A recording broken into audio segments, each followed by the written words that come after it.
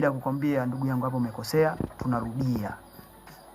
Sasa producer mwingine ukishavaa mic tu, ukisharekodi, anakwambia poa mwanangu iko sawa hiyo.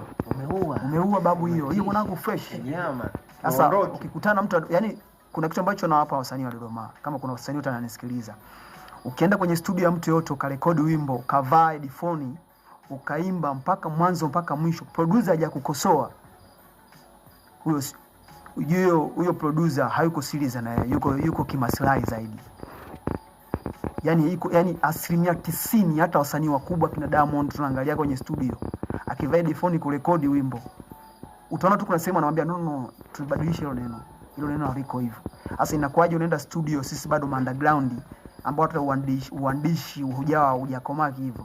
Unavaa headphone mwanzo mpaka mwisho. Producer hajakwambia umekosea, hajakuelekeza hapa labda umepita hivi, sauti itokeka hivi. Umeimba tu anakuambia umeua mwanangu. Hamna kitu hapo.